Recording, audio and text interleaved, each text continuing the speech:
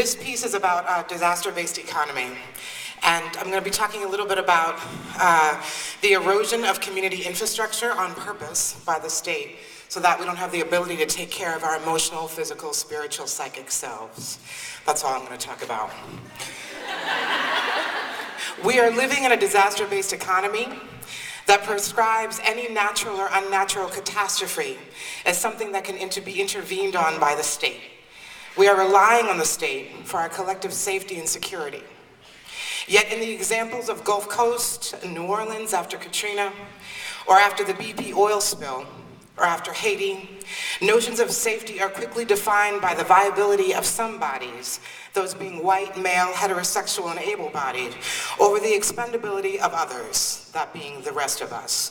Queer, trans, lesbian, gay, bisexual, genderqueer, gender nonconforming, immigrant, undocumented, disabled, female-bodied, low-income, so on and so forth. How can we, and will we, redefine and reimagine safety and wellness for our communities in our future? I organize with the Kindred Southern Healing Justice Collective and with Insight Women of Color Against Violence, with Southerners on New Ground, with Project South and the Young Women's Empowerment Project. I organize for the decriminalization of doulas, birth workers, midwives, energy, body, and earth-based healers, and radical medical practitioners.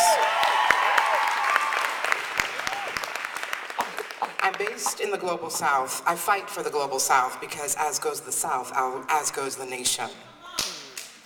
We have been on the front lines in holding, intervening, responding to, and transforming generational trauma and violence in our lives, in our bodies, and in our communities.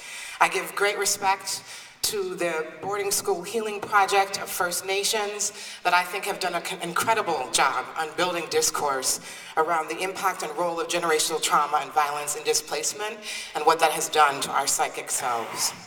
We seek to redefine and create systems of wellness and safety that do not depend on private corporations, the United States government, or other state institutions to tell us when we are well, when we are healthy, and when we are safe. Many of us know that the public health system, and I'm not trying to demonize people who work in public health, but let's just understand it's still a beast.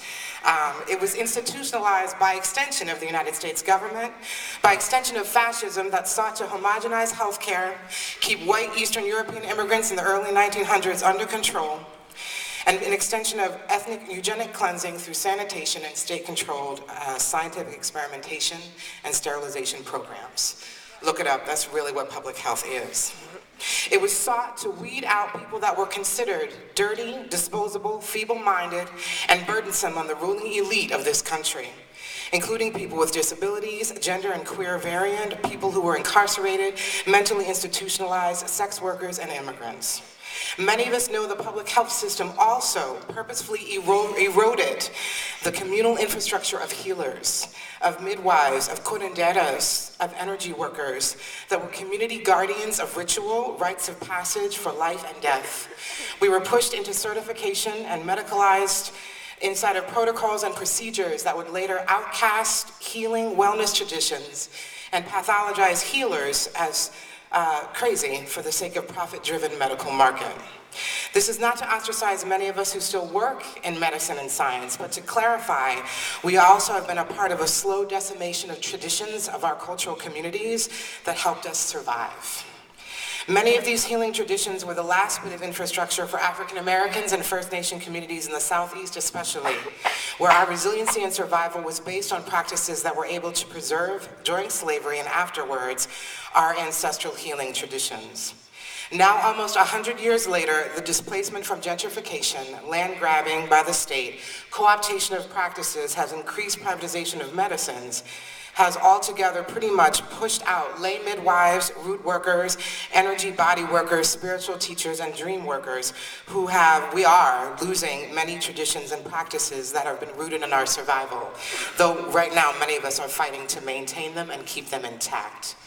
If health systems continue to not understand and unpack the conditions that we're living inside of, if we're not able to look at health inside of what is seen as generational trauma and violence on our collective well-being, if we're not able to see that healthy includes this idea of who has a perfect body and who has a healthy body and it doesn't look like mine.